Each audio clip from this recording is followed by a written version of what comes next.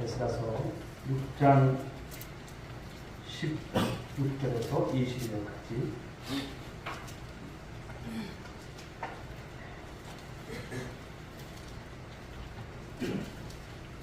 자, 이 말씀을 찾으셨으면 한 절 한 절 교독하겠습니다. 16절을 제가 먼저 읽습니다. 이스라엘 자손과 제사장들과 레위 사람들과 기타 사로잡혔던 자의 자손이 즐거이 하나님의 성전 봉헌식을 행하니.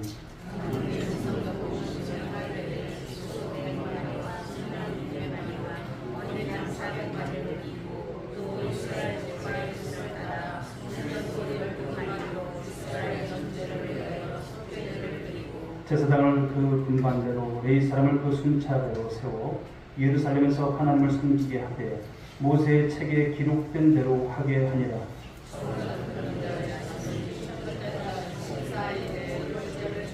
제사장들과 레위 사람들이 일제히 몸을 정결하게 하여 다 정결함에 사로잡혔던 자들의 모든 자손과 자기 형제 제사장들과 자기를 위하여 유월절 양을 잡은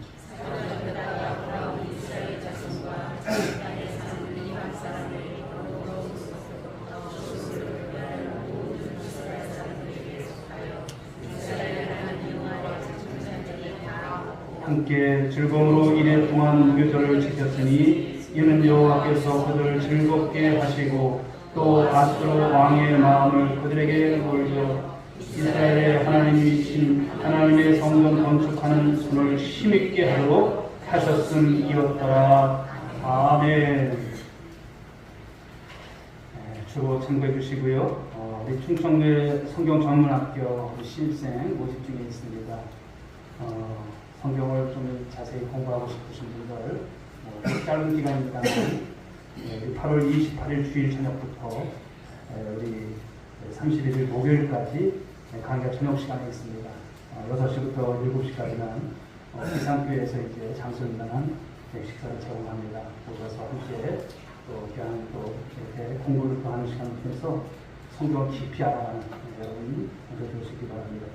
우리 주경자 권사님 명인 초대 작가전이 8월 16일 오후 4시에 우리 서천 문화원에서 있습니다. 격려해 주시고 성원해 주셨으면 감사하겠습니다.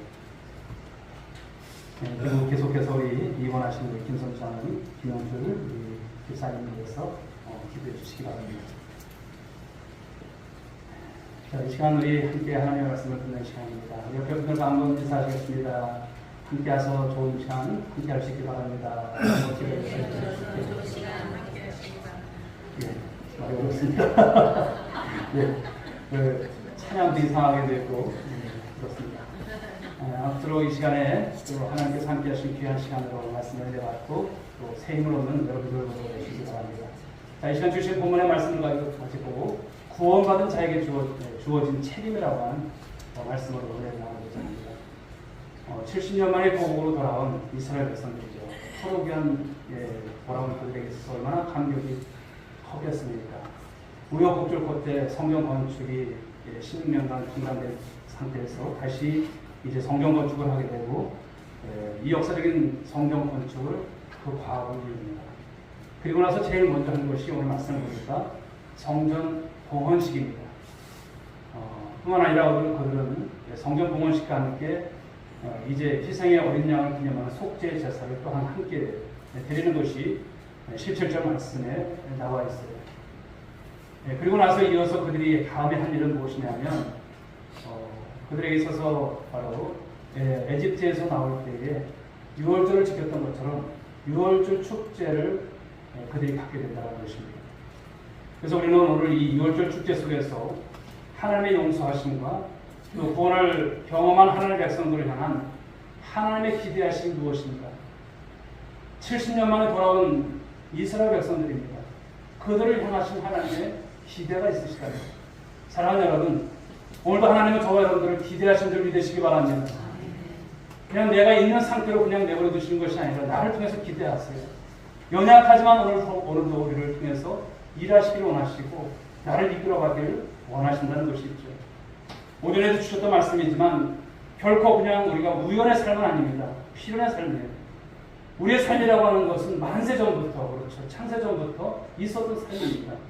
오늘은 저와 여러분들이 함께 온누리께서 만나는 것은 이것은 로또 확률도 안 되는 것이에요.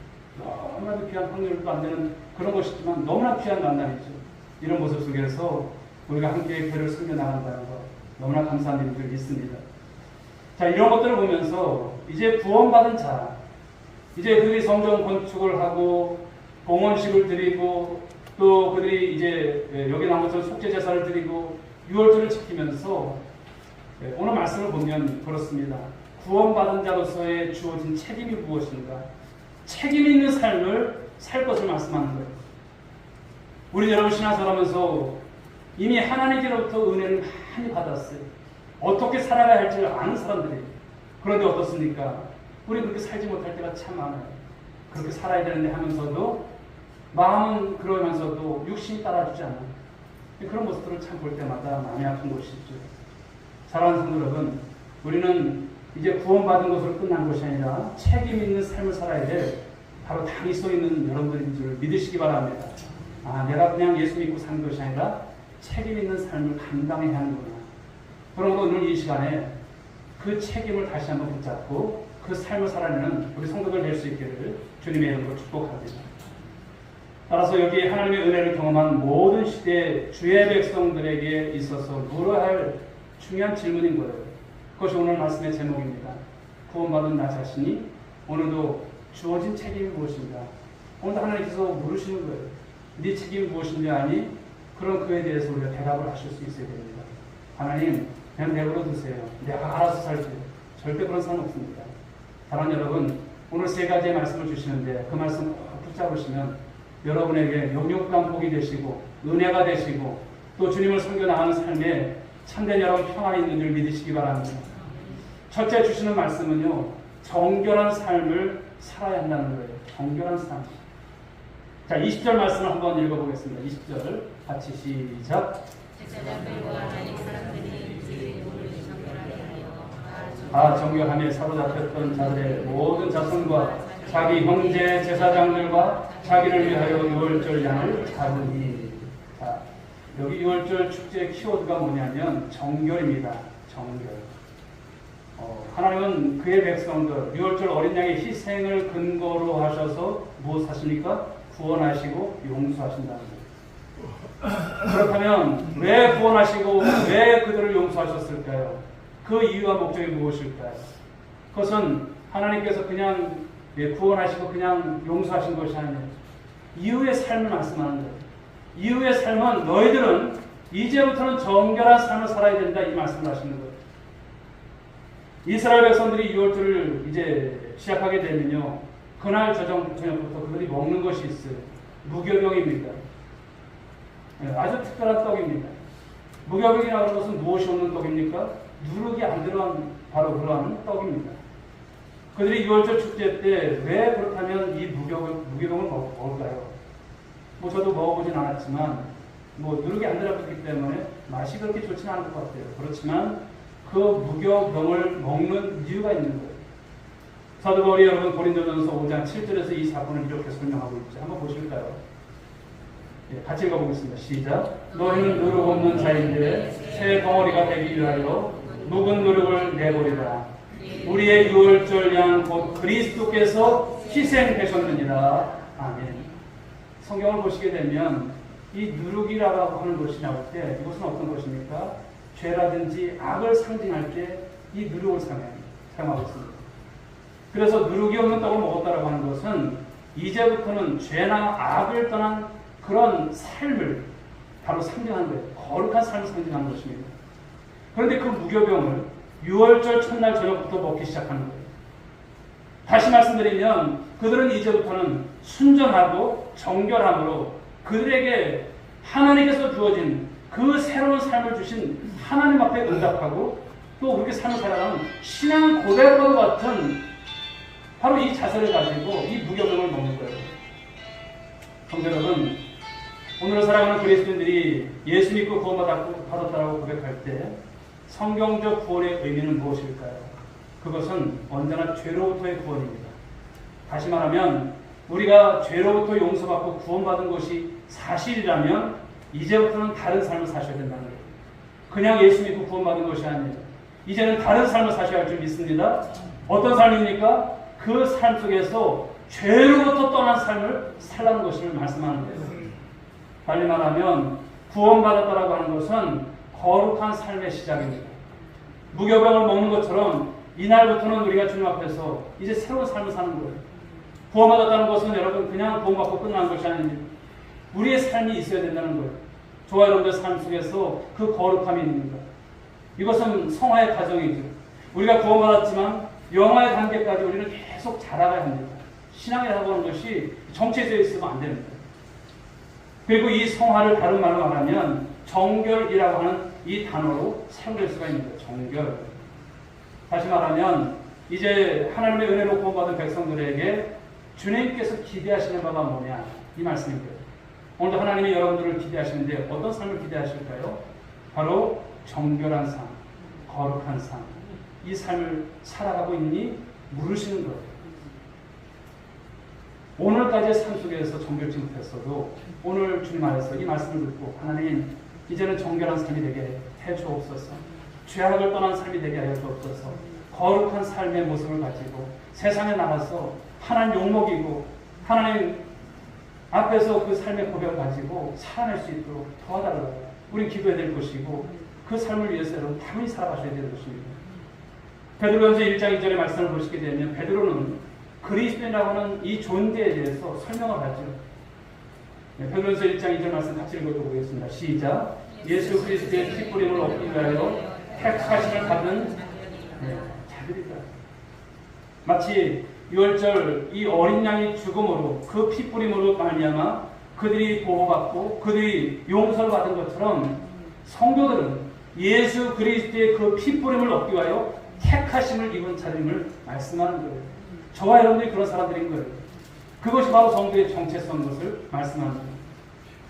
그런데 사도 베드로는 이어지는 말씀에서 이 그리스도의 피 뿌림으로 인해서 용서받고 구원받은 사람들의 책임에 대해서 말씀합니다. 그 책임이 무엇인가? 베드로전서 1장 15절 말씀을 보실까요? 읽어봅니다. 시작. 오직 너희를 부르신 거룩한 자가 되라. 아멘. 그리스도의 피 뿌림으로 인해서 용서를 받은 사람들에게 중요한 책임이 무엇이냐? 이제부터는 우리의 삶의 모든 영역에서 거룩함을 추구하는 삶을 살아야 된다 말씀하는 거예요. 바로 그것이 구원받은 사람들이 결코 외면할 수 없는 거룩한 책임입니다. 구원받은 것으로 끝나지 마십시오. 삶이 있으셔야 되는 거예요. 거룩한 삶이 있으셔야 되는 거예요. 저와 여러분, 우리 예수님께서 한 누차 말씀하셨던 것이 무엇입니까? 너희는 세상의 소금이라, 너희는 세상의 빛이라 말씀하시지 않습니까? 이게 거룩인 것입니다. 빛이 되고 소금이 되고 이 삶을 살아내는 것. 여러분 한 분 한 분이 세상을 향해 나갈 때는 어떤 사람들입니까? 여러분들이 여러분 먼 나라에 가서 대사로 파송받은 것처럼 대사로서 자격을 주어주시는 거예요. 그곳에서 여러분들이 삶을 살아내셔야 국격이 높아지는 거예요. 하나의 나라가 어떤가를 그들이 보는 거예요. 이번 제 머리 보면서 참 많은 생각을 합니다. 나중에는 이제 좋은 이미지를 남겼지만 그 과정 속에서 참 힘들었던 모습들, 이것이 다 국격과 다 연결되는 것 아니겠습니까? 이런 생각을 해봐요. 저 여러분들이 하나님 나라의 대사로서 우리가 세상에 나가서 하나님의 영광을 드러내는 여러분 모두가 될 수 있길 주 여러분 축복합니다. 그렇습니다. 바로 이런 삶을 우리가 살아가는 것 너무나 중요한 것이죠. 사랑하는 여러분, 한 주간도 이 정결한 삶을 살아내므로 여러분 모두가 하나님 앞에는 영광이고 여러분 삶 가운데서도 많은 열매가 있는 귀한 삶들이 될 수 있기를 주님의 이름으로 축복합니다. 자, 두 번째 받을 말씀은요. 구원받은 자는 이 즐거운 삶을 누리고 살아야 한다는 것을 말씀하는 거예요. 그게 책임이에요.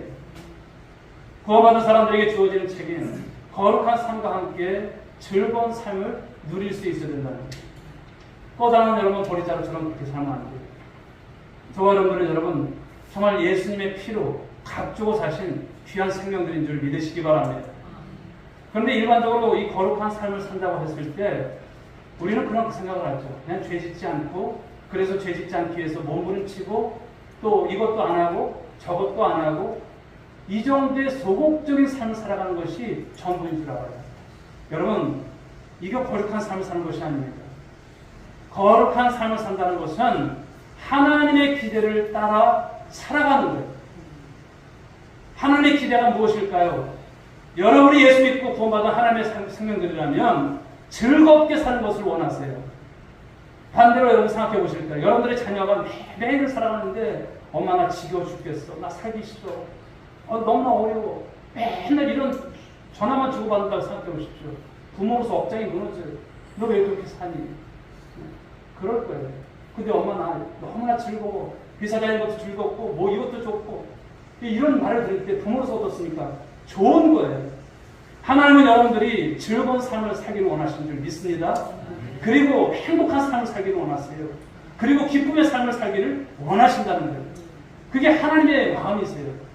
구원받은 하나님의 자녀가 매일의 삶 속에서 어둠 가운데, 그늘 가운데, 지겨운 삶 가운데서 살아가는 것을 원치 않는 거예요. 그러므로 사랑하는 여러분, 하나님은 구원받은 모든 사람들이 이 구원의 노래를 부르고 또 성령이 주시는 그 충만한 기쁨을 가지고서 이 거룩한 삶의 길을 걸어가는 것을 기대하고 보시기를 원하시는 거예요. 이번 한 주간이 그랬으면 좋겠습니다. 아니 주는 날아갈 때까지 늘 기쁜 삶이, 즐거운 삶이 있기를 주님의 이름으로 축원드리겠습니다.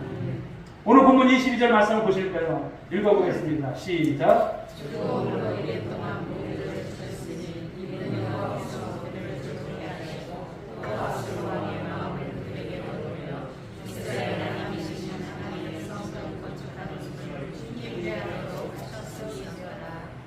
여기에 보면 즐거움으로 이랫동안 무교절을 지켰으니 이렇게 말씀합니다. 여기서 무교절이라고 하는 것은 유월절과 같은 절기예요. 그러니까 6월절에 무교병을 먹으니까 무교절인 거예요. 헷갈리지 마시고요. 같은 절기죠. 그런데 그 한 주간 동안 그들이 어떻게 지켰어요? 즐거움으로 지켰다는 거예요. 즐거움으로. 그리고 본문에 보면 이는 여호와께서 그들을 즐겁게 하시고 이렇게 말씀하십니다. 하나님은 우리가 즐겁게 바로 살아가는 모습을 원하시는 하나님이시라는 것을 말씀하는 거예요. 그런데 우리는 하나님에 대해서 생각할 때요, 좀 달리 생각할 때가 있는 것 같아요.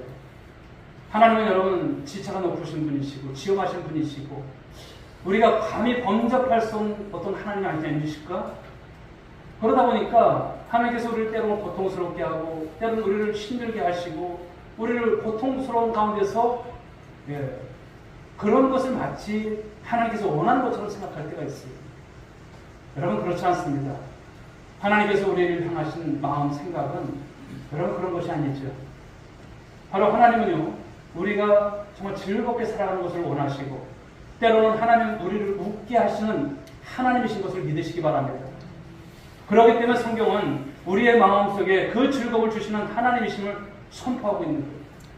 그래서 우리가 이 거룩이라는 이 개념을 우리가 생각할 때, 이해할 때 이 거룩을 어떤 기쁨과 즐거움의 반대로 이해하면 안 돼요. 이 거룩이라고 하는 것은 그냥 무겁게 그렇게 생각하니까 그냥 우중충한 모습으로 살아가는 것인가? 결코 아니에요.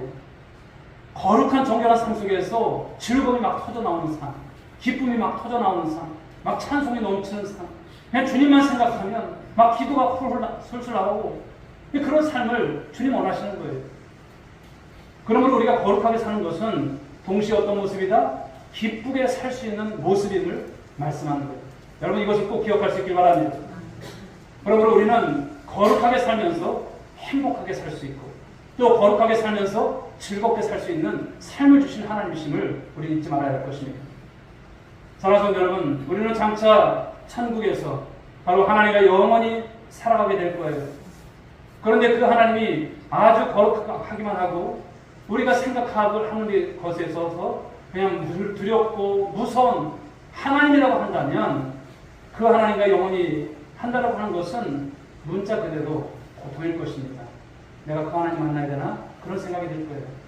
그렇지만 그렇지 않습니다. 지엄하신 그분 앞에서 마치 부동자스를 한 채 두려움과 떨림으로 영원히 살아가는 모습이 아닙니다. 우리 하나님은요, 행복하신 하나님이세요. 행복하신 하나님을 우리가 닮아서 우리 또한 행복하게 살기를 원하셔요.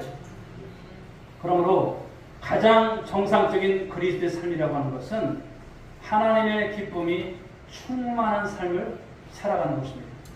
그래서 하나님의 백성들이 범죄했을 때 첫 번째 일어나는 사건이 뭘까요? 범죄했을 때, 주님 앞에 죄 지었을 때, 주님 앞에 순종하지 못했을 때, 그의 삶에 기쁨이 있는가? 없어져요. 주님 떠난 인생이 여러분 얼굴이 변해요. 예배에 대한 여러분 기대도 없고요. 즐거움도 없습니다. 얼굴색이 변합니다. 그 마음에 무엇이 없었다는 증거입니까? 바로 주님께 대한 정말 그 신앙 고백 가운데서 주님을 향한 어떤 마음도 없는 거예요. 그것을 엄격하게 말하면 이 구원의 즐거움을 빼앗긴 것입니다. 여러분 안에 오늘 즐거움이 있을까요? 그냥 의무적으로 오늘 주일이니까 교회 나와서 의무적으로 마치 타이틀 강화하듯이 이 직분 지키기 위해서 섬기는 것일까요? 아니잖아요. 직분 이전에 우리는 구원받은 하나님의 자녀예요. 그 즐거움이 나한테 있는가? 여러분들 한번 자신을 돌아보십시오. 그리스도의 범죄를 한다고 해서 뭐 구원을 잃어버리는 것은 아니에요. 그러나 우리가 죄를 범하는 순간 구원받은 즐거움은 즉각적으로 우리 가운데서 떠나가요. 삭막해집니다. 말을 해도 말아요. 다윗이 범죄했을 때 여러분 그는 하나님 앞에 나와서 간절한 심정으로 참회의 기도를 드리죠. 시편 51편 12절 말씀 한번 읽어볼까요? 시작. 주의 구원의 즐거움을 내게 회복시켜 주시고 자원하는 심령을 주사 나를 이끌소서. 다윗도 여러분 항상 하나님께서 어렵지 않았죠. 그도 범죄한 모습이 있습니다. 그런데 다윗은 하나님께 회개하면서 무엇을 회복시켜달라고 기도합니까? 이 구원의 즐거움을 회복시켜 주십시오. 이것을 기도하고 있습니다. 이 구원의 기쁨을 누리면서 살게 달라고 하는 기도입니다.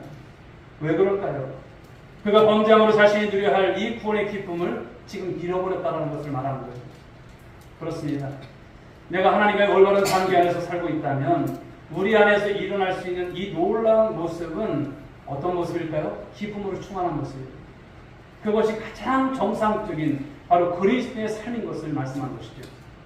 사랑하는 여러분, 그리스도로서 지극히 정상적인 삶의 모습은요, 예수님의 기뻐하시는 모습을 우리 영혼에 충만하게 채우는 것인 줄 믿습니다.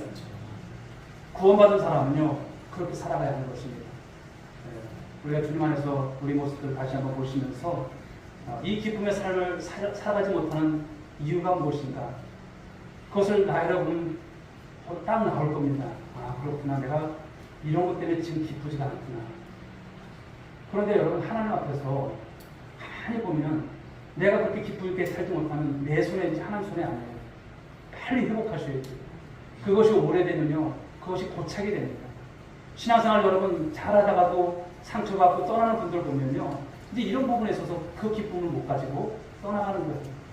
하나님 앞에 기도하면 좋을 텐데 어떻습니까? 다 상처를 입었다고 말하고 사람 핑계대고 교회가 그렇고 그렇다라는 말을 합니다. 결국 그렇지 않습니다. 하나님은 언제나 여러분 먼 곳에 계시지 않습니다. 여러분 안에, 오늘 여러분 신령 안에 있는 줄 믿습니다.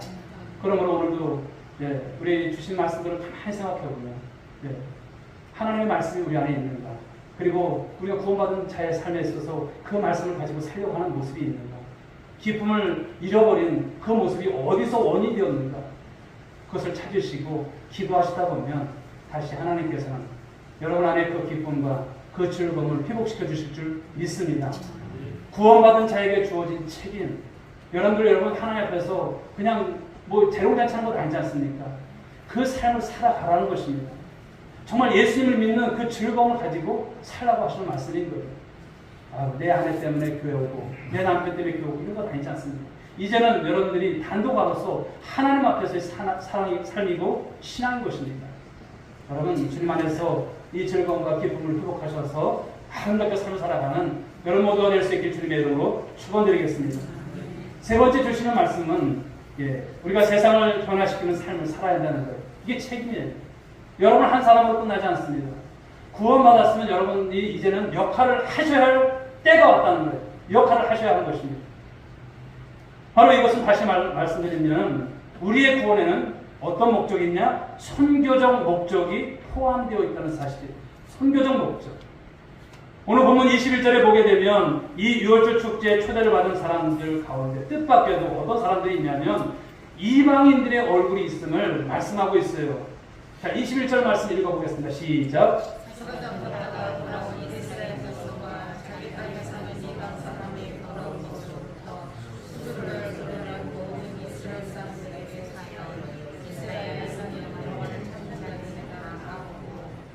자, 이 말씀의 뜻은 이렇습니다. 본래 이방 사람이었는데 이제 이스라엘 사람에게 속하고 자신들도 이제 이방 문화의 더러움을 포기했다는 거예요. 그리고 이스라엘의 하나님을 자신의 하나님으로 이제 선택한 사람들. 바로 그리고 그 여호와를 바로 여호와 하나님을 찾고자 하는 사람들이 이 잔치에 오늘 초대를 받았다. 이런 말씀인 거예요. 그렇습니다.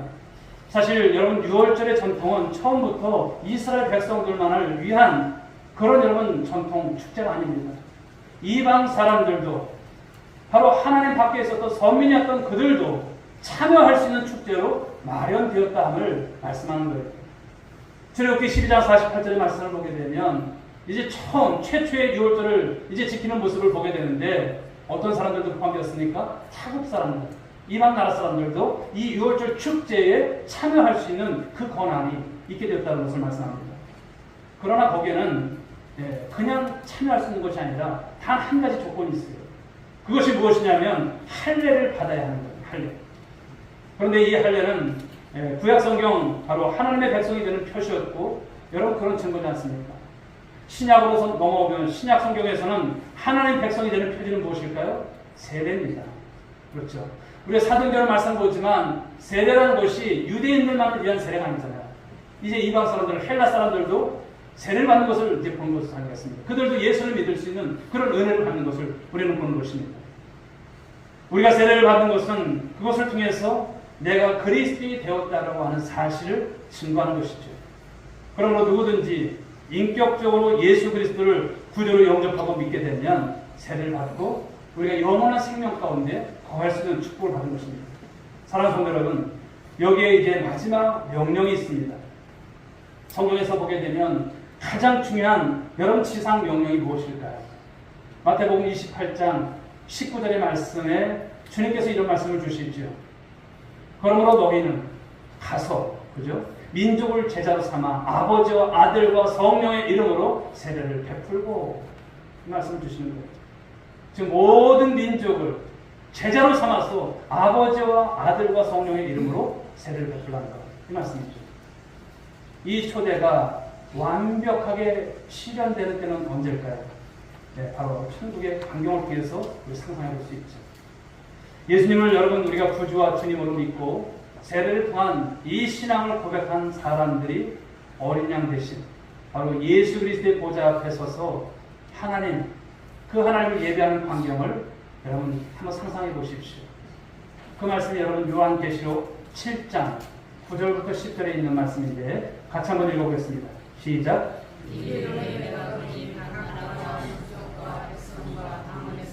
아무도 능히 셀 수 없는 큰 무리가 나와 흰 옷을 입고 손에 종려가지를 들고 보좌 앞과 어린 양 앞에 서서 큰 소리로 외쳐 이르되 구원하심이 보좌에 앉으신 우리 하나님과 어린 양께 있도다 하니.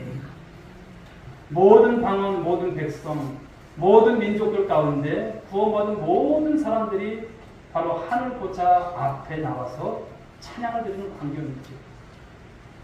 구원하심이 보좌에 앉으신 우리 하나님과 어린 양께 있도다. 가슴 여러분 눈물합니다. 그날에 바로 이런 광경이 펼쳐질 텐데 지금은 여러분 이미 아직 가운데 살아가는 저희들 그 삶 속에서 우리가 해야 할 일들이 참 많이 있음을 말씀하는 것이죠. 전 세계의 모든 민족들이 그분 앞에 나와서 그분을 찬양하는 이 거룩한 축제가 바로 우리들이 장차 온전히 경험하게 될 천국의 축제인 것을 말씀하는 것입니다. 그러나 하나님은 그의 백성들에게 이 땅에서 미리 이 천국의 축제를 맛보게 하셨어요. 그것이 어떤 것일까요? 그것은 하나님의 백성들이 주일마다 하나님께 나와서 예배를 통해서 하나님께 영광을 돌립니다. 온 기쁨을 다해서 하나님을 찬송하는 것. 바로 이 모습인 것이죠. 사랑하는 여러분, 이 축제가 가능하기 위해서는 이 땅에서 먼저 구원받은 저와 여러분들, 바로 구원받은 사람들에게 우리 주님께서 주신 거룩한 이 책임이 바로 선교의 책임임을 여러분들도 정말 믿으시고 또 이 일을 감당하는 우리 모두가 될 수 있길 바랍니다. 우리는 죄로 가득한 이 세상, 이 땅에 이 그리스도의 복음을 전함으로 하나님 나라를 세워가야 할 여러분 충분한 명분이 있고요. 이 일을 감당하셔야 되는 거예요. 바로 하나님의 나라는 하나님의 뜻이 이루어지는 것이죠. 무엇보다도 우리가 때를 얻든지 못 얻든지 우리가 해야 할 중요한 책임, 그것이 전도고 그것이 선교입니다. 주님께서 그의 제자된 저와 여러분들에게 마지막으로 위임하신, 바로 이 부탁하신 이 거룩한 선교적 사명을 감당하기 위해 우리는 세상 속으로 나가야 할 줄 믿습니다. 세상에 나가서 여러분 우리를 위한 삶이 아니라 주님을 위한 삶, 주님의 거룩을 드러내는 삶, 주님 나라가 여러분 땅 한편이라도 더 넓어지기 위한 그 여러분 거룩한 열정을 가지고 쓰임받는 우리 모두가 되어야 할 줄 믿습니다. 바로 이 선교의 결실은 우리가 전하는 복음 앞에 사람들이 응답하여 이 죄의 문화를 포기하고, 그리고 그들이 천국의 문화를 수용하고 거룩하신 하나님을 찬양하고 영원토록 경배하는 것인 줄 믿습니다. 그렇습니다. 그러므로 진지한 선교는 이 복음의 전파를 소리 없이, 그리고 가장 확실하게 바로 세상을 변화시키는 것입니다. 사랑하는 여러분, 이 세상의 진정한 소망은 무엇일까요? 오직 복음입니다. 그래서 하나님은 그 누구보다도 이 소중한 복음을 전하기 위해서 부름받은 복음의 증인들을 귀하게 오늘 보시는 거예요. 그래서 그분은 이 복음을 붙들고 복음이신 그리스도를 증거할 준비가 되어 있는 사람들에게 이렇게 명령하십니다. 이렇게 말씀하세요. 어떤 말씀일까요? 사도행전 1장 8절 같이 한번 우리 힘있게 한번 말씀 읽어봅시다. 시작. 오직 성령이 너희에게 임하시면 너희가 권능을 받고 예루살렘과 온 유대와 사마리아 끝까지 이르러 내 증인이 되리라 하십니다. 우리나라를 보면요, 사실 교회 역사 속에 이런 전례가 없는 나라 아니겠습니까? 선교율이 지금 한 130년, 140년 쯤에 있는 나라지만 전 세계에서 미국을 제외하고 가장 많은 선교사를 파송하는 나라예요. 동방의 예루살렘 같은 이 나라, 하나님께서 지금도 쓰시는 거예요. 복음은 여러분 계속 서진해야 합니다. 그래서 이스라엘이 돌아오기까지 주님 참으시는 거예요. 그 일을 여러분들이 이 대한민국에 맡기신 것을 우리는 깨닫게 된 것이죠. 저는 이것이 하나님께서 이 땅을 책임지시고 이 땅을 축복하신 가장 중요한 이유라 말씀을 드릴 수 있습니다.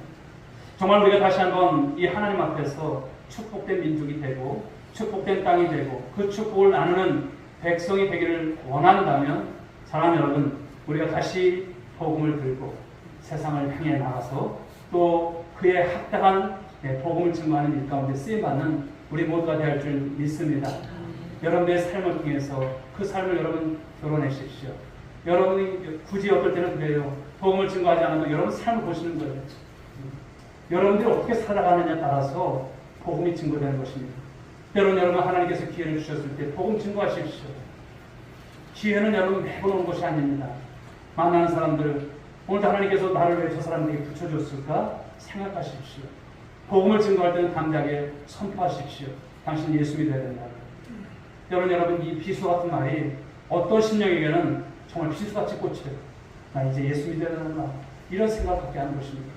그러므로 때를 어떤지 못 어떤지 준비된 영혼, 또 그 일을 감당하는 여러분 모두가 될 수 있길 주의 이름으로 축복합니다. 말씀을 했습니다. 그리스도인들은 세상을 거룩하고 아름답게 변화시키는 그런 주체가 되어야 합니다. 그러기 위해서 우리는 구원받았다는 사실에만 머물러서는 안 돼요. 나 구원받았어, 나 이제 땡이야, 아닌 것입니다. 책임 있는 삶을 살라고 말씀하셨어요. 어떤 삶입니까? 오늘 복음을 가지고 살아갈 때 정결한 삶을 살라 말씀하셨어요. 내가 거룩하니 너도 거룩하라. 우리 주님 말씀하신 거예요. 그 삶을 사십시오. 그리고 예수 믿는 사람들은 어떤 삶이 되어야 됩니까? 즐겁게 사셔야 돼요. 행복하게 사셔야 돼요. 기쁘게 사셔야 돼요. 저 사람 뭐가 저렇게 좋아서 기쁘지? 저 사람 뭐가 좋아서 저렇게 즐겁지? 예수 믿는 사람이니까 그게 나타나야 돼요. 세상에 믿지 않는 사람보다 더 무거지 산쓰고 살아가는 것이 여러분 아름답습니까? 여러분의 자녀가 오늘도 늘 괴로움 속에 사는 것을 여러분 원하세요? 아니지 않습니까? 구원받은 것만 생각해도 내게 이것이 없고 저것이 없어도 그냥 감사하는 거 아니겠습니까?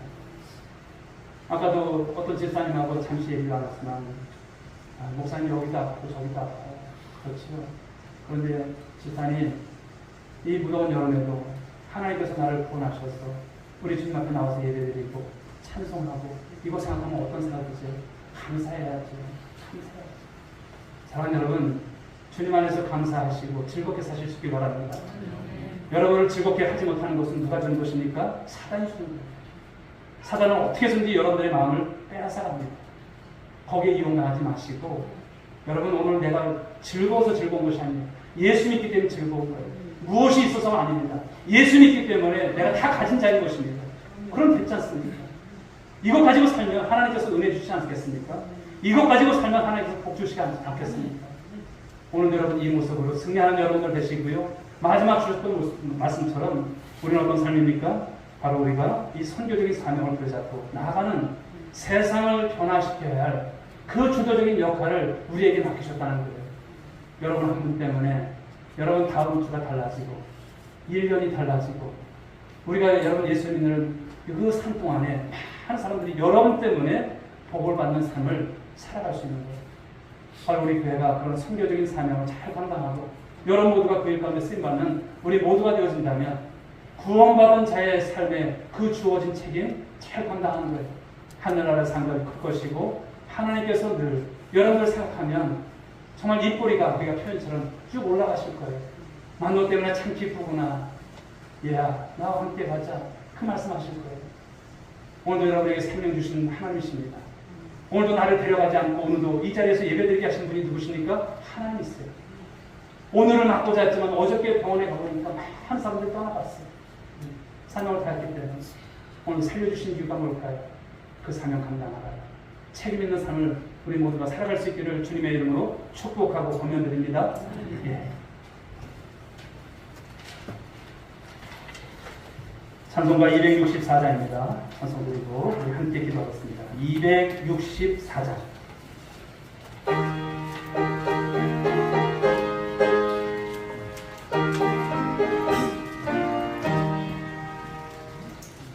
정결하게 하는 셈이 나의 앞에 있도다. 성령께서 권고하심 죄 씻으라 하시네. 찬양하리 찬양하리 죽임 당한 어린 양 주께 영광 돌리오라. 우리 죄를 씻어주셔. 나의 가는 길이 나의 가는 길이 좁고 내 뜻대로 안 돼도 모든 욕심 다 버리고 주만 따라가겠냐면 찬양하리 찬양하리 죽임 당한 어린 양 주께 영광 돌리거라. 우리 죄를 씻어주셨네. 나의 망제나 위에 들길같이 타올라. 영원토록 찬양하며 주께 영광 돌리네. 찬양하리 찬양하리 주님 당한 어린 양 주께 영광 돌리노라. 우리 죄를 씻어주셨네. 한량없는 주의 은혜 나를 영접하셨네.